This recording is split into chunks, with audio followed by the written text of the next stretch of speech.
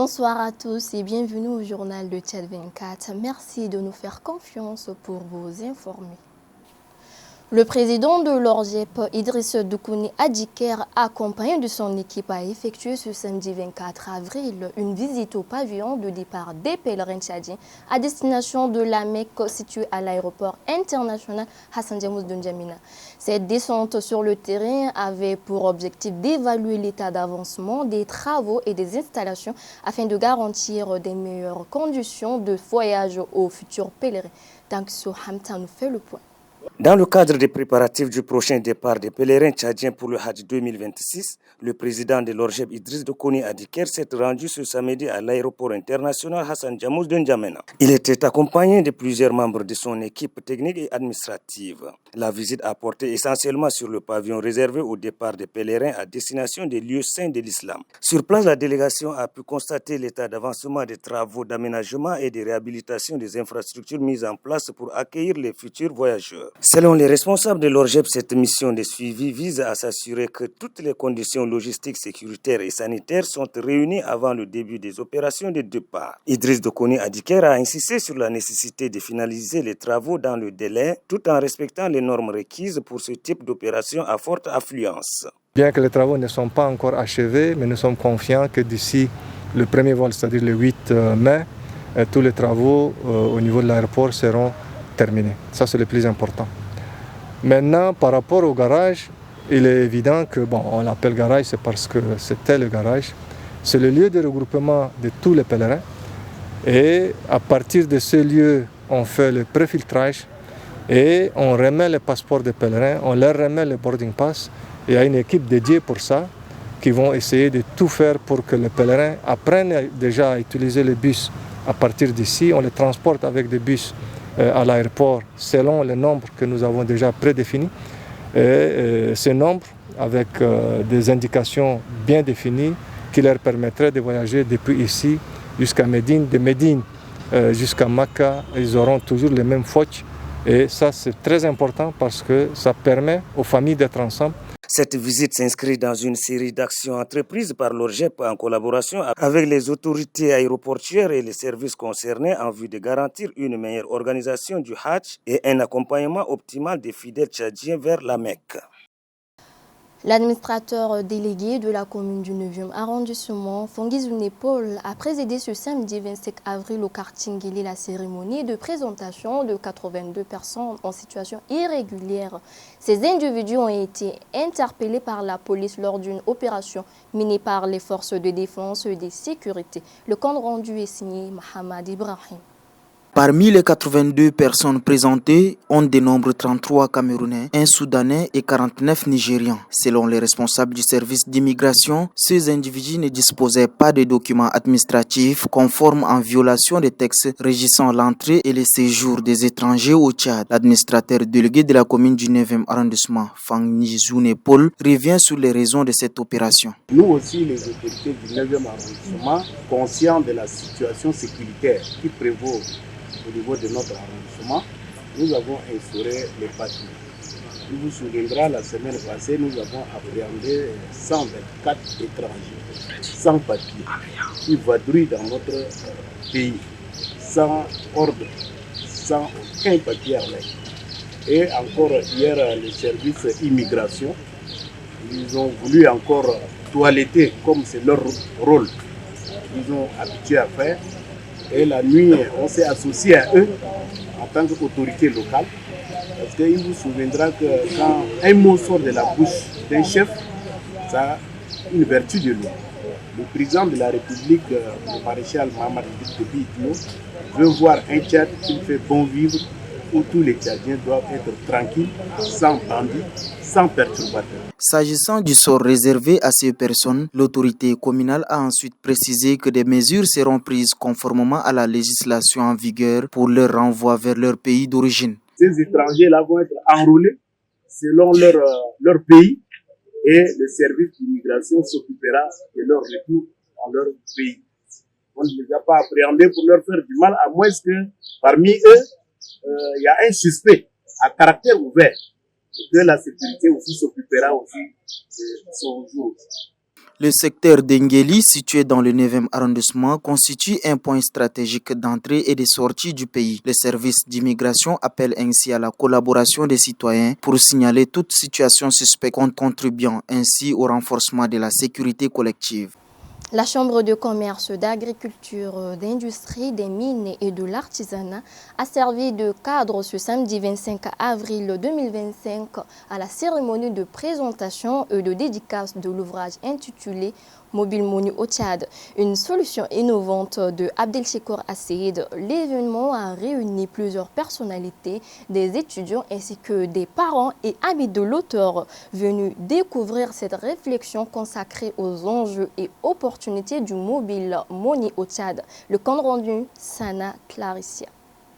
Paru en octobre 2025 aux éditions universitaires européennes, Mobile Money au Tchad, une solution innovante pour l'économie, est un ouvrage de 92 pages qui explore en profondeur la manière dont le finance digitale transforme progressivement l'inclusion financière dans le pays. À travers une analyse structurée, l'auteur Abdelchikour Asseid met en lumière les avantages économiques du Mobile Money, les différents types de paiements mobiles existants ainsi que les perspectives offertes par la digitalisation des services financiers au Tchad. L'ouvrage insiste notamment sur le rôle central que peut jouer cette innovation dans la modernisation de l'économie nationale et l'élargissement de l'accès aux services financiers, en particulier pour les populations non bancarisées. Dans son allocution, l'auteur a lancé un appel aux entreprises, aux bailleurs de fonds, aux organisations non gouvernementales ainsi qu'aux acteurs publics et privés, les invitant à adopter sans réserve le Mobile Money et à promouvoir une utilisation massive à travers le pays. Selon lui, cet outil constitue un levier essentiel pour accélérer l'inclusion financière et dynamiser les échanges économiques. À travers ce livre, je voudrais inviter les entreprises, les bailleurs, les ONG, les acteurs publics et privés à faire usage sans modération et surtout à promouvoir massivement Mobile Money. La cérémonie de présentation et de dédicace a également été marquée par des échanges interactifs entre l'auteur et le public. Étudiants, professionnels et invités ont posé des questions sur les enjeux et les défis liés à l'essor du Mobile Money au Tchad. La rencontre s'est achevée par une séance de dédicace dans une ambiance conviviale et d'intérêt partagé autour des innovations financières. Le Centre culturel pour la recherche et les études africaines et arabes a organisé ce vendredi 24 avril à son siège une conférence de presse. À travers cette rencontre avec les médias, l'institution entend réaffirmer son soutien au président de la République dans sa politique de dynamisation de l'application du bilinguisme au Tchad. Maroka Cécile pour le détail.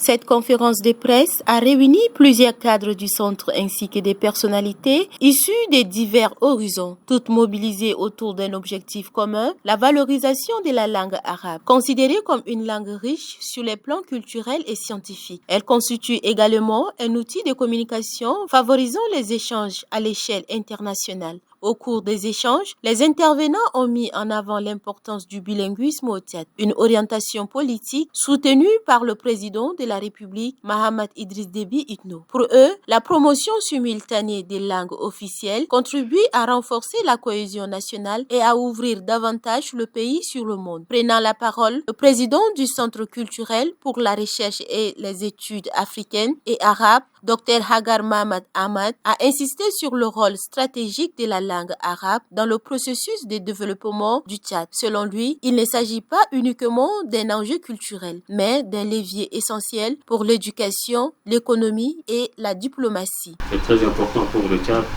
pour le développement du Tchad, pour l'unité du peuple tchadien. Et là, comme par exemple, quand un Tchadien maîtrise la langue arabe, ça lui facilite le contact avec 439 millions d'Arabes, derrière eux 2 milliards de musulmans. Ça c'est vraiment une richesse pour le peuple tchadien et le Tchad. En même temps, le Tchadien qui maîtrise la langue française, ça lui facilite vraiment contact avec 283 millions francophones dans le monde. Alors ça c'est une richesse. À travers ses plaidoyers en faveur du bilinguisme, le centre entend promouvoir une approche inclusive du développement linguistique. Ce soutien affiché traduit ainsi une volonté collective de faire de la diversité linguistique un atout majeur pour l'unité nationale et le développement du pays. La visite officielle du chef de l'État, Mohamed Idriss Déby Itno, en Algérie a suscité de nombreuses interrogations quant à ces enjeux. Kibir Mohamed Moussa Abdoulaye apporte son éclairage sur le contour de ce déplacement présidentiel. Suivez. Il faut rappeler, c'est l'une des grandes visites d'un président tchadien en Algérie. L'Algérie, c'est une grande superficie. L'Algérie, c'est 44 millions d'habitants. L'Algérie, en termes de PIB, pèse plus de 370-380 milliards de dollars contre 4,5 milliards de dollars pour le Tchad. Je parle en termes de budget pour le Tchad, c'est 4,5 milliards de dollars. Par contre, le budget de l'Algérie, c'est 135 milliards de dollars. Et le PIB de l'Algérie, c'est plus de 370 milliards de dollars contre le PIB du Tchad autour de 15 milliards de dollars. Donc vous savez, c'est pourquoi le chef de l'État, hier, lors d'un entretien avec le président algérien, dans son discours appelé le grand frère président Tebboune. Cette visite a témoigné par la signature de plusieurs accords, entre autres dans le domaine de l'énergie, dans le domaine de façon globale des hydrocarbures. L'Algérie, c'est un grand pays producteur de gaz et de pétrole. Vous imaginez le pétrole, l'Algérie produit presque 1 million de barils par jour. Et le gaz, surtout, rapporte avec le pétrole, rapporte à l'Algérie plus de 50 milliards de dollars par an. Et le pétrole et le gaz constituent plus de 90% de recettes d'exportation pour l'Algérie.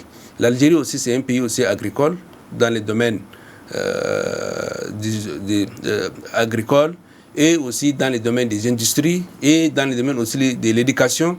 Et vous savez, l'Algérie forme chaque année, accorde chaque année plus de 100 bourses par an aux Tchadiens. Aujourd'hui, l'Algérie est le premier pays qui accorde de bourses aux Tchadiens et depuis, cela date depuis plusieurs décennies. Et au-delà de ça, tout récemment, lors de visite du président, il y a quelques mois en Algérie, à la compagnie nationale algérienne Air Algérie, de desservir le Tchad. Donc depuis un mois déjà, il y a une liaison directe 2 fois par semaine entre N'Djamena et Alger. Et cela constitue un atout pour les voyageurs tchadiens qui partent au Maghreb et d'autres qui veulent aller aussi en Europe. Tout récemment, j'ai pris cette ligne. Et vous savez, N'Djamena à Alger, c'est moins de 4 heures. C'est 3h50. Et Alger, si vous voulez continuer en Europe, c'est surtout la France, c'est à moins de 2 heures. Donc c'est un trajet très court pour les Tchadiens et ça permettra à partir du nouvel aéroport d'Algérie, c'est le plus grand aéroport aujourd'hui qui est construit à Alger, qui permettra aujourd'hui d'accueillir des millions de passagers par an. Le marché tchadien aussi peut intéresser l'Algérie, surtout dans le domaine aussi des bovins, dans le domaine aussi de la viande surtout, parce que l'Algérie c'est un grand pays consommateur de viande. Le Tchad c'est un pays qui a plus de 12 millions de têtes de bétail et donc le marché tchadien intéressera beaucoup d'avantages à l'Algérie. Célébrer chaque 25 avril, la journée mondiale de lutte contre le paludisme vise à sensibiliser les populations aux dangers de cette maladie transmise par les moustiques. Malgré les avancées enregistrées ces dernières années, le paludisme reste une menace majeure pour la santé publique, notamment en Afrique où se concentre l'essentiel des cas et des décès. Anna Laura. Et selon les dernières données de l'Organisation mondiale de la santé, environ 280 millions de cas de paludisme ont été recensés dans le monde en 2024, contre plus de 266 millions en 2023. Le nombre de décès est estimé à 610 000 en 2024, enregistrant ainsi une légère hausse par rapport aux années précédentes. L'Afrique demeure la région la plus touchée, concentrant près de 95% des cas mondiaux. Les enfants de moins des 5 ans ainsi que les femmes enceintes figurent parmi les groupes les vulnérables. Depuis l'an 2000, les efforts conjoints de la communauté internationale ont permis d'éviter plus de 2,3 milliards de cas et environ 14 millions de décès, grâce notamment à l'utilisation des moustiquaires imprégnés, à l'accès aux traitements efficaces et au renforcement des systèmes de santé. Par ailleurs, l'introduction progressive des vaccins contre le paludisme constitue une avancée majeure. À ce jour, environ 25 pays les ont intégrés dans leur programme de santé, offrant ainsi une protection à des millions d'enfants chaque année. Cependant, plusieurs défis persistent. Le manque de financement, la résistance des moustiques aux insecticides, ainsi que les efforts du changement climatique continuent de compliquer les efforts de lutte en favorisant notamment l'expansion des zones de transmission. À l'occasion de cette journée mondiale, les autorités sanitaires insistent sur l'importance de la prévention, l'usage régulier des moustiquaires imprégnés, l'assainissement de l'environnement et la consultation rapide en cas de fièvre demeurent les moyens les plus efficaces pour réduire les infections et sauver des vies. Dans de nombreux pays africains, notamment dans la région du Sahel, la mobilisation communautaire reste essentielle pour espérer atteindre à long terme l'objectif d'un monde sans paludisme. Véritable richesse naturelle des savanes africaines, le néré s'impose comme un allié précieux pour la santé et l'alimentation. Au-delà de son apport nutritionnel, le néré constitue une source thérapeutique. Aujourd'hui, ce fruit local continue de nourrir et de soigner des générations entières, tout en restant encore insuffisamment valorisé. Ashta Mahamma nous en parle. Dans de nombreuses régions du Tchad, le néré est bien plus qu'un simple arbre. Véritable richesse naturelle, il joue un rôle essentiel dans l'alimentation quotidienne et la médecine traditionnelle. Son fruit, largement consommé par les populations locales, regorge de bienfaits souvent méconnus. Le néré, reconnaissable à sa grande taille et à son feuillage dense, produit des gousses contenant une pulpe jaune sucrée et des graines aux multiples usages. Cette pulpe est particulièrement appréciée pour sa richesse en vitamine C, contribue ainsi au renforcement du système humanitaire. Elle est consommée fraîche ou transformée en boisson locale, surtout en période de forte chaleur. Quant aux graines, elles sont à la base de la fabrication du célèbre condiment appelé daoudawa, très utilisé dans la cuisine africaine. Riche en protéines, ces produits constituent une alternative accessible aux sources de la protéine animale, notamment dans les zones rurales. Au-delà de ses qualités nutritionnelles, le néré occupe une place importante dans la médecine traditionnelle. Les feuilles, l'écorce et les racines sont utilisées pour traiter divers maux. Certaines communautés lui attribuent également des vertus antiseptiques et anti-inflammatoires. Ainsi, le néré apparaît comme un véritable allié pour la santé et la sécurité alimentaire. Sa valorisation pourrait non seulement améliorer les conditions de vie des populations, mais aussi contribuer à la promotion des savoirs traditionnels et locaux. Merci d'avoir été avec nous parce que l'information est un droit. Nous restons à vos côtés pour vous informer en toute transparence.